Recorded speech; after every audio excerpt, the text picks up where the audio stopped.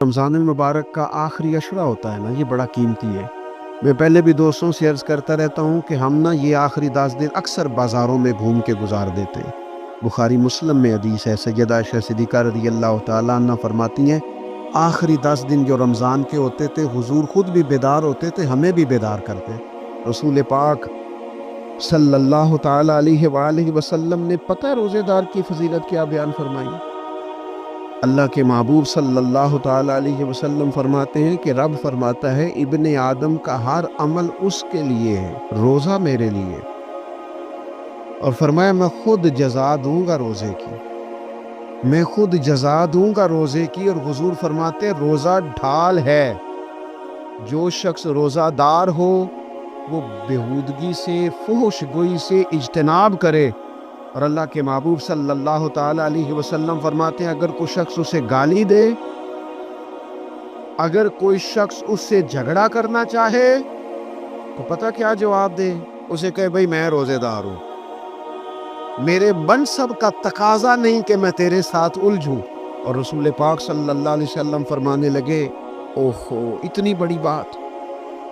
हुजूर फरमाने लगे, ये सही मुस्लिम के लफ्ज हैं, करीम महबूब फरमाने लगे, मुझे उस रब की इज्जत की कसम जिसके कब्जे में मोहम्मद अरबी सल्लल्लाहु अलैहि वसल्लम की जान है। हुजूर फरमाते हैं, रोजादार के मुंह की खुशबू अल्लाह ताला के नजदीक कयामत के दिन मुश्क की खुशबू से भी ज्यादा बुकत वाली होगी। इसके मुंह से जो खुशबू आती है, कयामत में मुश्क पीछे रह जाएगा। और रब की बारगाह में सिर्फ रोजादार के मुंह से, अगर तेरे मुंह की खुशबू रब को इतनी पसंद है तो तुझे भी तो अपने मनसब का ख्याल होना चाहिए। मेरे रसूल पाक अलैहिस्सलाम ने फरमाया, रोजादार को 2 खुशियां मिलेंगी। एक खुशी उस वक्त मिलती है जब वो इफ्तार करता है, और फरमाया एक खुशी उस वक्त मिलेगी जब वो अपने रब से मुलाकात करेगा। जब वो उससे मिलेगा तो उस वक्त रोजादार को खुशी होगी।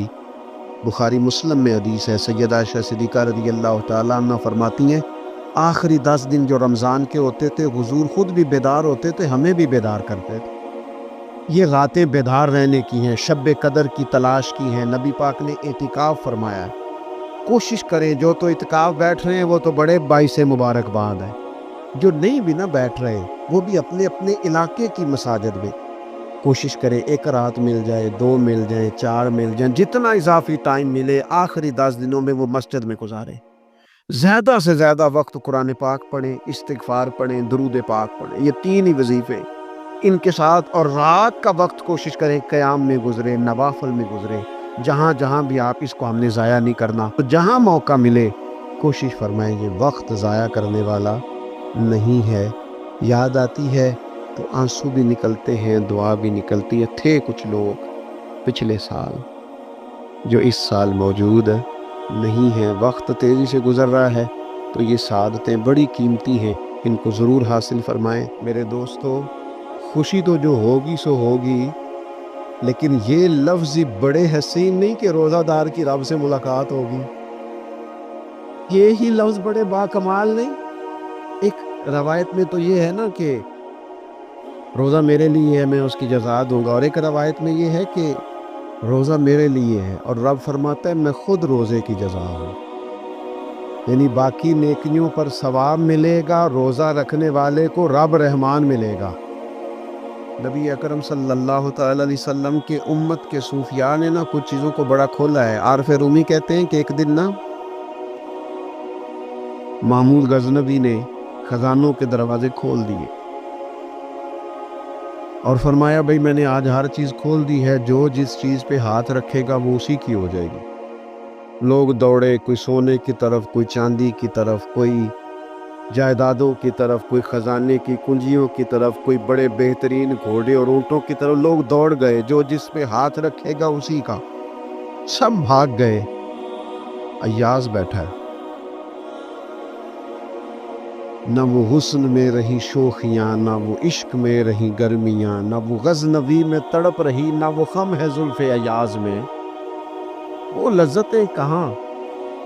अय्याज चुप करके बैठा है। फिर महमूद ने अय्याज की तरफ मुखातब करके कहा, अय्याज उठना नहीं, آج لوٹ سیل لگ گئی ہے، جو جس چیز پہ ہاتھ رکھے گا اسی کی۔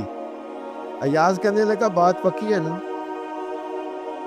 تو محمود خوش تھے، موڈ بڑا اچھا تھا، کہا بالکل پکی ہے۔ تو ایاز کہنے لگے چلو ٹھیک ہے۔ ایاز اٹھے، پیچھے سے جا کے نا تو محمود کے کندھے پہ ہاتھ رکھ دیا، محمود کے کندھے پہ ہاتھ رکھا۔ محمود کہنے لگے یہ کیا بات کا، آپ سے میں نے پوچھا تھا بات پکی ہے، جو جس پہ ہاتھ رکھے گا اسی کا نا۔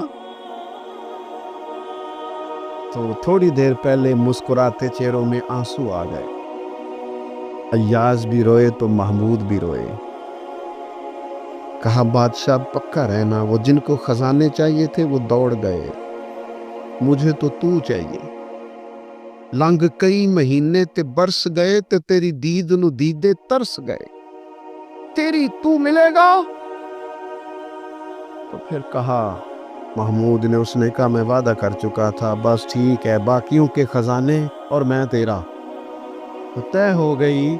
فرمایا باقی نیکیوں پر ثواب ملے گا، روزہ رکھنے والے کو رب رحمان ملے گا، اللہ کا قرب ملے گا۔ دیکھو نا، وہ خاص انسان کو کیفیت حاصل ہوتی ہے روزے میں، رب کے ہونے کا یقین۔ وہ جو صوفیاء کہتے ہیں نا مراقبہ کرو، وہ نصیب ہوتا ہے۔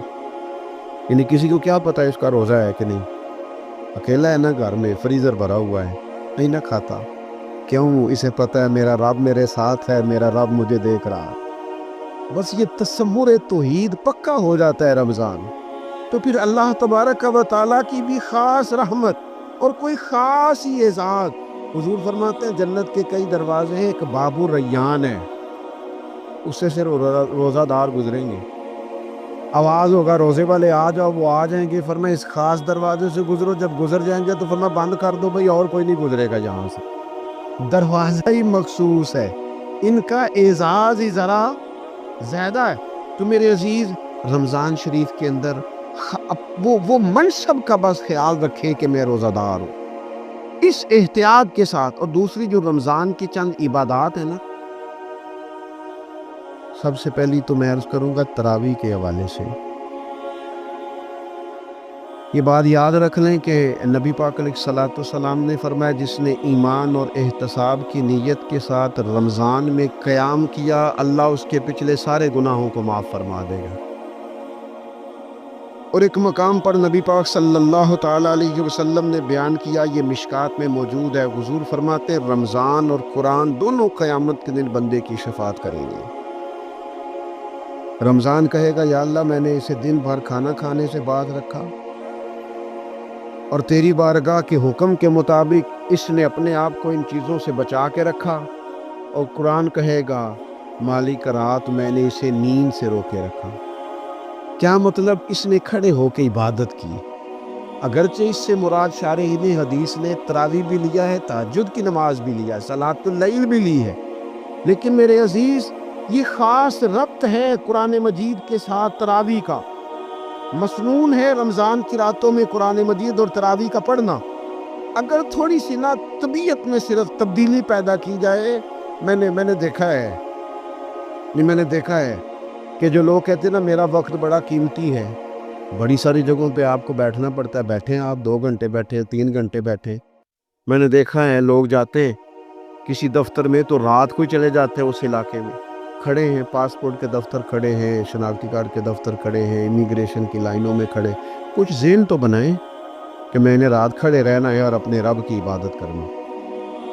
تراویح کو ذرا ذوق سے آپ اگر تھوڑا ارادہ کر لیں گے نا، یعنی کوئی ایسا مشکل کام نہیں، میری تو رائے یہ ہے کہ پہلے 3-4 دن ذرا جم کے ذہن بنائیں، اور تھوڑا سا نا روٹین کو بدلنے کی کوشش نہ کرے۔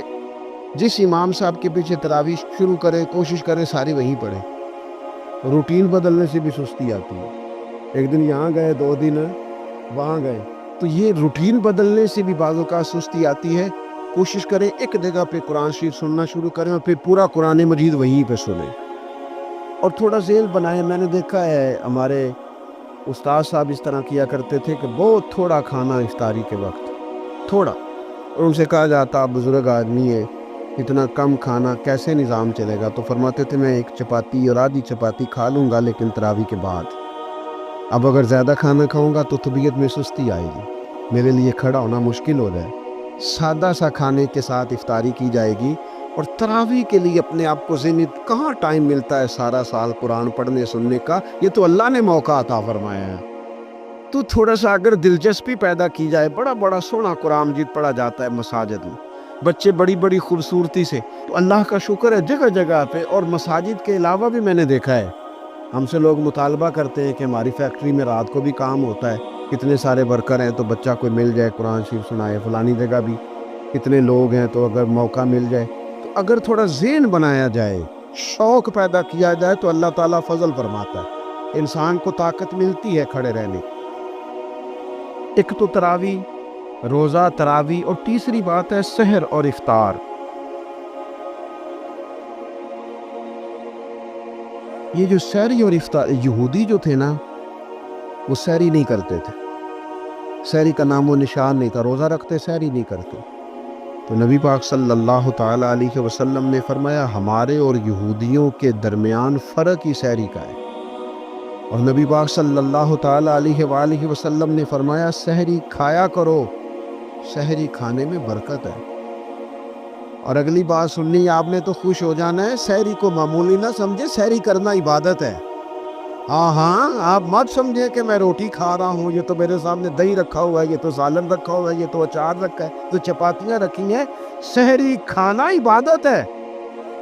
آپ صبح اٹھے، آپ کی تو روٹین ہی اور تھی، تو 7 بجے کھاتے تھے، 9 بجے کھاتے تھے۔ یہ جو آپ صبح کھا رہے ہیں اٹھ کے سحری میں، اپنی مرضی سے تھوڑی کھا رہے ہیں، یہ تو کسی کے کہنے سے کھا رہے ہیں، یہ تو کسی کے بٹھائے بیٹھے ہیں۔ یہ جو سحری کا لنگر ہے، یہ رب رسول کی رحمت کے ساتھ عطا ہوتا ہے، یہ کرم ہے، یہ اللہ رسول کے بٹھائے بیٹھے۔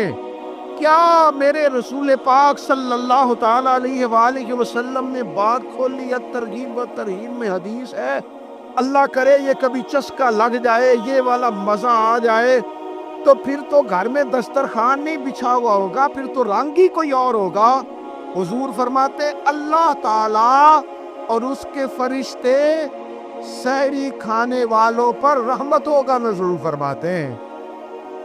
کھائی روٹی جا رہی ہے، پکا ہوا کھانا ہے، لیکن حضور فرماتے ہیں رب بھی رحمتیں فرما رہا ہے، اور اللہ کے حکم سے فرشتے بھی رحمتوں کا نزول کر رہے ہیں۔ ایک رمضان المبارک وہ عزت اور عظمت والا مہینہ ہے جس کا تعارف کسی عام آدمی نے نہیں، رب کریم کے قرآن نے بیان فرمایا ہے اور میرے مصطفیٰ کریم کی زبان اطہر نے بیان فرمایا۔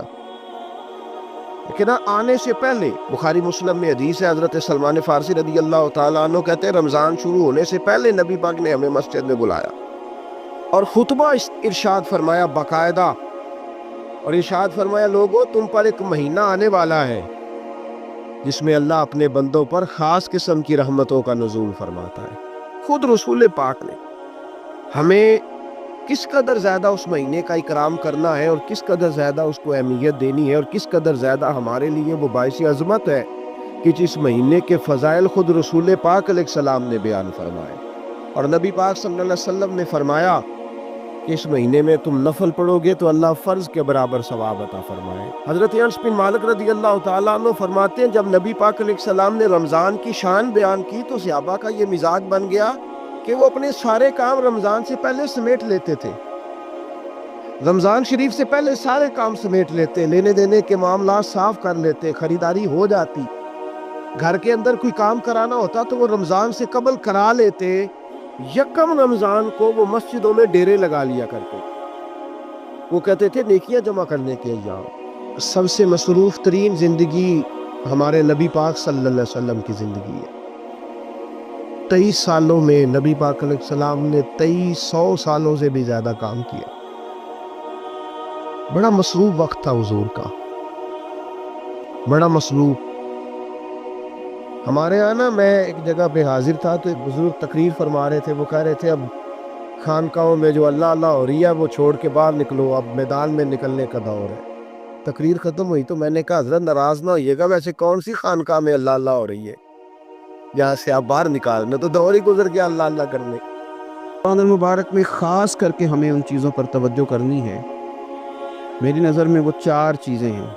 اگرچہ ان کو اور بھی بہت ساری چیزوں پر تقسیم کیا جا سکتا ہے، اور بھی کئی چیزیں اس میں شامل کی جا سکتی ہیں، لیکن اہم چیزیں چار: ایک تو نماز کا پڑھنا، نوافل کا پڑھنا، رات کو قیام کرنا، سحری کے لیے تو اٹھنا ہی ہے، تو اٹھتے وقت تہجد کی نماز کو اہمیت دینا، نماز تراویح کو ذرا شوق کے ساتھ ادا کرنا، نفل کا قیام کرنا، عبادت کے لیے اپنے آپ کو تیار کرنا، اور دوسرے نمبر پر قرآن حکیم کی تلاوت کو ذوق شوق کے ساتھ کرنا، اپنا محبت کا، پیار کا رشتہ قرآن پاک کے ساتھ مضبوط کرنا، اور تیسرا کثرت کے ساتھ استغفار پڑھنا، اپنے مالک سے اپنے گناہوں کی معافی مانگنا، آئندہ گناہ نہ کرنے کا عہد کرنا، اور چوتھا دعائیں مانگنا۔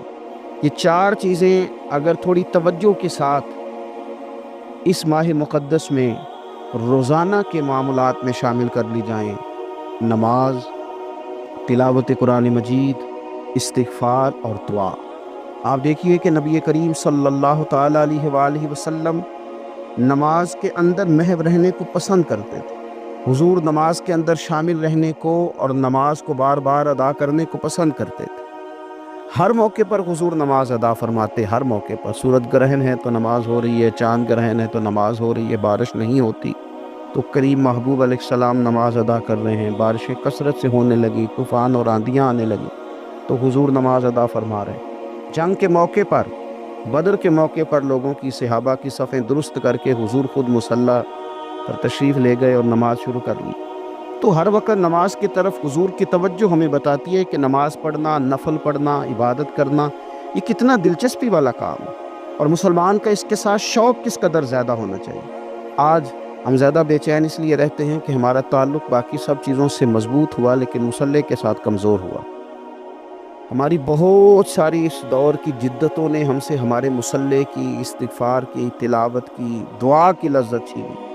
اگر ہم تھوڑا لوٹ کر کے آئیں اور کچھ گھنٹوں کے لیے، کچھ وقت کے لیے، کچھ ٹائم کے لیے، اگرچہ وہ مختصر ہی کیوں نہ ہو، ہم اپنے معاملات جو عبادت کے تعلق سے ان کو مضبوط کریں، موبائل بند کیے جائیں، ایک کونا تلاش کیا جائے، کوشش کی جائے تنہائی کرے انسان اپنے مالک کے ساتھ۔ نبی پاک صلی اللہ تعالیٰ علیہ وآلہ وسلم نے جو ہمیں طریقے بتلائے ہیں، ان طریقوں کی روشنی میں انسان اکیلا بیٹھے اپنے مالک کے حضور اور خوب اس کی بارگاہ میں نفل پڑھے، تلاوت کرے، استغفار پڑھے، پھر دعائیں مانگے، اپنے لیے بھی مانگے، امت کے لیے بھی مانگے، اپنے لیے بھی مانگے، اپنوں کے لیے بھی مانگے، سب کے لیے اللہ کے حضور سے وہ خیر طلب کرے۔ حضرت سیدنا زید بن ثابت رضی اللہ تعالیٰ عنہ ارشاد فرماتے ہیں، مجمع الزوائد میں، مسند امام احمد بن حنبل میں یہ حدیث موجود ہے۔ آپ فرماتے ہیں کہ میں نبی پاک صلی اللہ تعالیٰ علیہ وسلم کے ساتھ اکثر نماز کے لیے جایا کرتا تھا، تو میں انفرادی انداز دیکھتا نبی پاک صلی اللہ تعالیٰ علیہ وسلم کا کہ حضور جب نماز کے لیے چلتے تو چھوٹے چھوٹے قدموں کے ساتھ چلتے۔ جو نبی پاک صلی اللہ تعالیٰ علیہ وسلم کا روٹین میں چلنے کا انداز ایک کریمانہ تھا، اس سے ہٹ کر حضور مختصر قدم اٹھاتے اور نماز کے لیے تشریف لے جاتے۔ میں اس خوبصورت ادا پر توجہ کرتا تو میرے کریم محبوب صلی اللہ تعالیٰ علیہ وسلم نے مجھ سے فرمایا، زید تم جانتے ہو میں مختصر قدم کیوں اٹھاتا ہوں؟ حضور دلوں کا حال جانتے ہیں نا، تو فرمانے لگے تمہیں خبر ہے میں اختصار کے ساتھ قدم کیوں اٹھاتا ہوں؟ عرض کی یا رسول اللہ صلی اللہ تعالی علیہ وسلم، کرم نوازی فرمائیے، بتا دیجئے۔ تو حضور فرمانے لگے کہ جب تک انسان نماز کی طلب میں رہتا ہے نا، وہ نماز ہی میں رہتا ہے۔ وہ جب نماز کی طلب میں ہوتا ہے تو نماز ہی میں ہوتا ہے۔ تو میں چھوٹے چھوٹے قدم اٹھاتا ہوں، ذرا آہستہ چلتا ہوں، تاکہ جتنا وقت طلب نماز میں ہو وہ نماز ہی میں گزرے۔ ذکر حبیب کم نہیں وصل حبیب سے، محبوب کا ذکر بھی اس سے ملاقات ہی ہوتا ہے۔ تو یہ جو سفر ہے نا نماز کے لیے جانے کا، میں چاہتا ہوں کہ یہ ذرا لمبا ہو جائے، اس میں ذرا وقت ملے تاکہ مالک کے ساتھ میں جڑا رہوں، میرا تعلق مضبوط رہے۔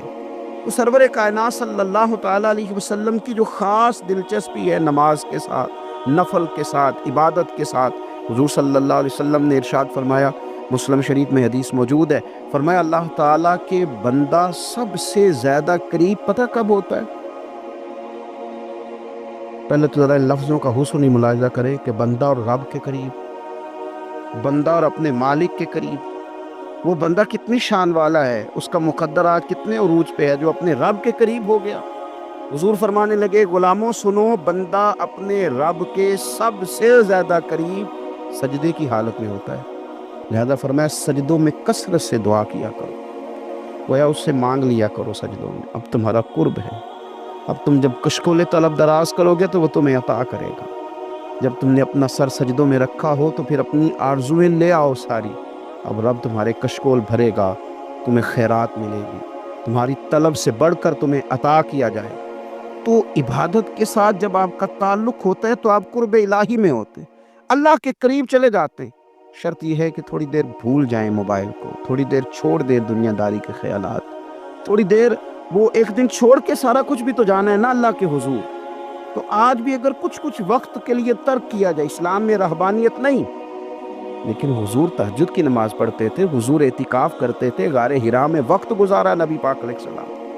कुछ वक्त तो ऐसा हो जो इंसान अपने रब के साथ गुजारे, अल्लाह के साथ अपने ताल्लुक को वो मजबूत करे।